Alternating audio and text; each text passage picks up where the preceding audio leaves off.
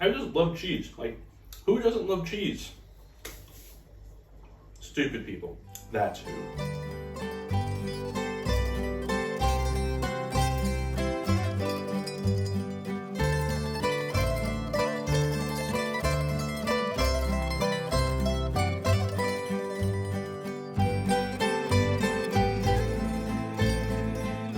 Hey everyone, welcome back to Chef Tyler's Croatian Kitchen, and we have done it. Today marks the 1 year anniversary of my first upload. Just about 1 year ago today, I uploaded my very first video, and that was stuffed peppers, or punina paprika. And in honor of that, I thought it would be fun to come back and revisit the dish, but add a slight twist to it, and in my opinion, make it better. Those of you who speak Croatian and are reading the whiteboard already know what this twist is, and that is cheese. I was talking to my family about this, whether or not this sounded like it would be a good idea, and my sister told me that more cheese is always a good idea. And I think that's a very good outlook on life. So I went ahead and tested a bunch of different cheeses, a bunch of different methods on how to make this the best punina paprika you have ever eaten, and I think I figured it out. And I'm very excited to share with you. So I'm not going to go too into everything here because we've already done this. I'm just going to focus more on the changes that I've made compared to last year. So you can go and watch last year's video if you'd like, and then you jump back here and see the stark contrast in quality. So I'll go over the ingredients though because they are mostly the same, if not a little different. Of course, peppers. I'm going with green peppers this year. That's the typical pepper to use in Croatia, but the color really doesn't matter. If you want to use orange, I say go for it. I have about a pound of ground meat. That's a mix of beef and pork. This is a very common mixture here in Croatia. You're more likely to find this mixed version of ground meat rather than pure ground pork or ground beef. Also in the stuffing we have rice, going with a 1/3 of a cup that I've parboiled. I have 1 onion that I've chopped and I've sweat already in a pan with some olive oil, and then like 3 or 4 cloves of garlic that I added in at the end of the cooking of the onions. The reason we're parboiling is because punina paprika only cook for about 40 minutes, and that's just not enough time for all the water to get into the middle of the stuffing and actually cook the rice. The meat will be cooked through heat convention, but the rice won't. The onion and garlic I also pre-cooked, and this is just more of the onions need to soften. If you don't do this, they might not soften all the way, and that really does bring out a lot of the onion flavor. These are 2 differences from sarma. I did mention in the sarma episode as well. Because sarma cooks longer, those 2 steps are not necessary. In addition, we also have 1 egg and of course our holy trinity of Croatian spices, pepper, salt, and paprika.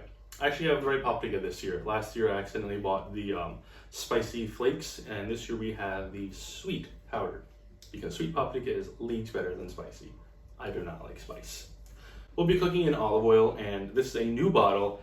And Zviezda did this amazing thing. Now when you open it, it pops up with an olive oil pour. Previously, the whole cap would come off and you couldn't actually put it back on very easily. It would just fly off. And now they fixed it, and I'm very excited about it. We also have flour for the roux and tomato sauce. That's also going to go into the roux. Another difference from the last time I did this, I'm going to put the roux in at the start, and this way the punina paprika cook in the tomato roux and just adds more flavor over the entire cooking process as opposed to just the last 10 minutes. And now let's get into what makes these upgraded. I have here mozzarella. It's very important that you use dry mozzarella, because if you use the fresh and wet mozzarella, then it's just gonna ooze everywhere, and because there's water, it's not going to actually brown, it'll just steam. And then everything might burn before it's actually done cooking, or the cheese is done cooking. That's why the dry is very important. On top of the dry, we're going with grana padano, or if you want to use Parmesan or Pecorino or any other hard cheese of your choice, just a little bit on the top, and that's what's gonna get very, very nice and brown. It's just gonna fall down. If you use the wet mozzarella, it wouldn't brown that same way. And brown cheese is just so good. And we're gonna serve with mashed potatoes because this is Croatia and almost everything is served with some form of potato. So for the actual cooking, we'll go ahead. First, we'll parboil the rice and we'll sweat the onions with the garlic. Cut open the peppers, clean them out on the inside. We'll make the meat mixture, then we'll make the roux. We'll stuff the peppers, put them into the water, add the roux, and from this point, until the peppers are done. It's the exact same method as last year, so reference that. I'm just going to kind of breeze through it. So I will see you again once everything has been cooked through. And here are the paprika. Behind me, I still have the sauce reducing, and this is just because I like my sauce a little thicker as opposed to the Croatian way where it's a little more soupy. Now it's time to upgrade our paprika. We have one paprika and one ćufte. Now it's important to only upgrade the paprika that you're going to eat immediately because they don't really store well in the fridge. So these paprika I'm just going to leave over on the side. They're going to go into the fridge after they cool down, and that's lunch and or dinner for the rest of my week, or really 3 more days because there's not there's not a whole lot there.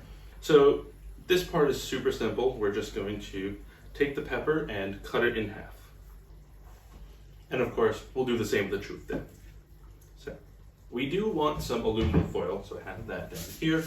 And I'm going to use the foil to just line the baking tray. And the reason we're doing it this way, didn't want to break. And this is not like necessary, it's just so I don't have to bother cleaning the entire tray afterward. You just lift it up and this goes in the garbage, the rest of it stays.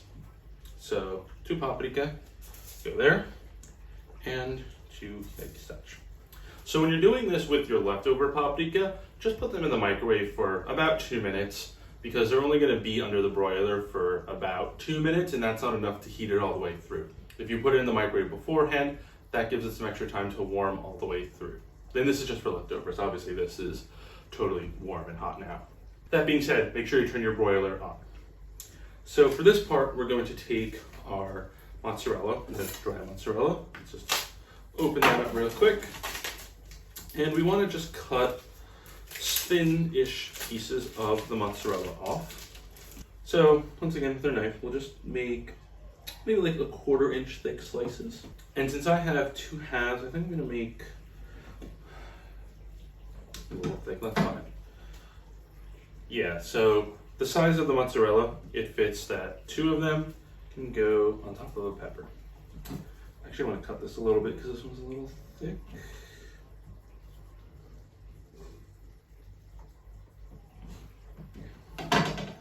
And that's actually perfect size for a ćufte. Now, it's good mozzarella. And if you have to break them up so it fits a little bit better, don't be afraid to do so. So here we have the peppers with the cheese on top. The next thing we're going to do is we're going to grate the grana padano right on top. Let's move this over a little more central.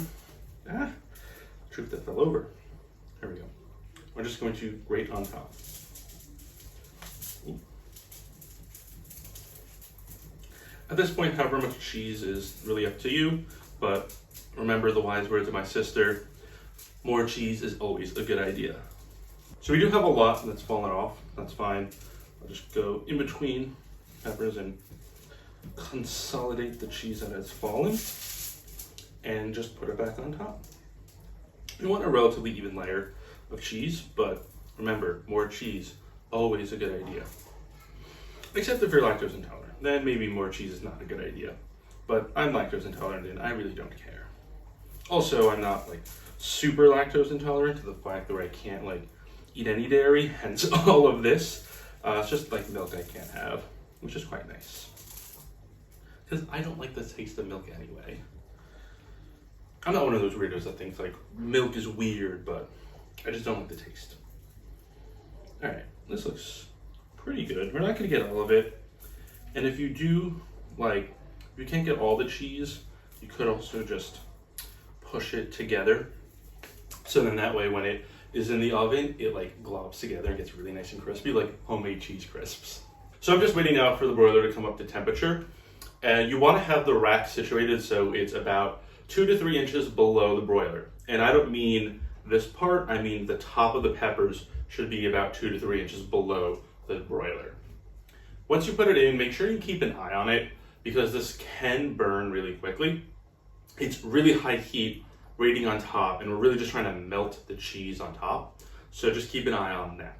It should take no more than 3 minutes. And once it's done, take it out and it's time to serve. So as I expected, the cheese did fall off the pepper and it made a nice little ring around it. It looks so good. It smells amazing. Like, I wish you could smell this right now. It's so good. So I'm gonna just let this cool off for a sec while I go ahead and try to plate this. If you've also been following this channel for a while, you know plating is definitely not my strong suit, so we're gonna try. I have some mashed potatoes here. The mashed potatoes I made as according to the potato episode, which you should totally watch. And this I used olive oil instead of butter because I got olive oil from one of my cousins. I'm almost out of it too because it's so good.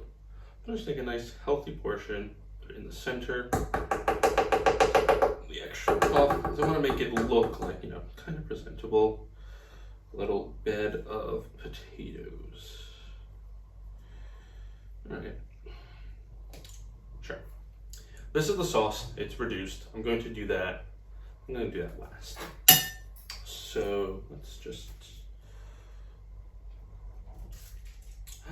Oh, it didn't come with all the cheese. That's fine. The one pepper there, the other. The nice thing about the cheese falling down and making this little halo is that the top part of the pepper also has cheese on it. Let's continue with this and we'll get some sauce. Pour that around the outside.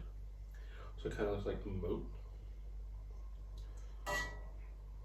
And here we have our upgraded stuffed peppers. Well, what is our motto for this episode? That's right, more cheese is always a good idea. So I'm just gonna top this with some more cheese. Okay.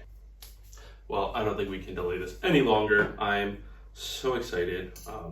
Let's go and just cut through, right? All right, let's go. A taste for Greg.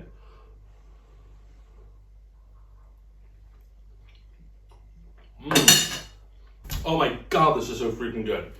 And it's not just the cheese.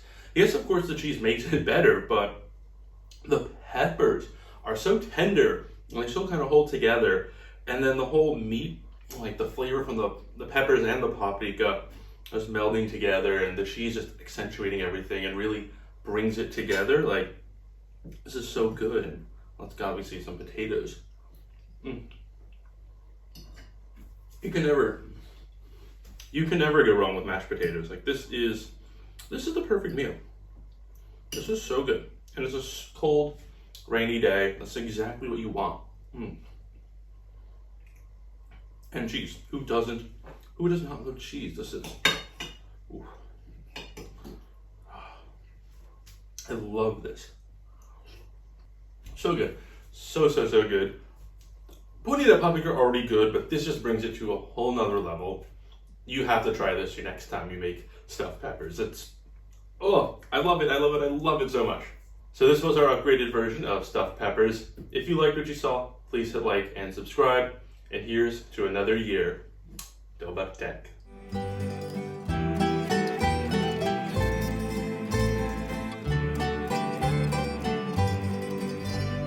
Hey, if you're still watching, I just want to thank you for one, making it this far in this video, and two, for being here in the first place. I'm very happy that I get to do this and share with you the joy that is Croatian food. I feel it's something that outside of Croatia, most people don't really know about, and I'm really happy that I get to share the wonders of it with you. I hope that you are making these at home as well and enjoying the wonderful flavors that are Croatian cuisine. I mean, this was just 1 year's worth of Croatian food, and we have so much more to go through, so much more for me to show you, and really there's a lot that I'm learning as well, things I've not seen before and coming upon, and how can I make this into a video and bring it to the world. Thank you so very much for all of your support, and here's to many more years to come.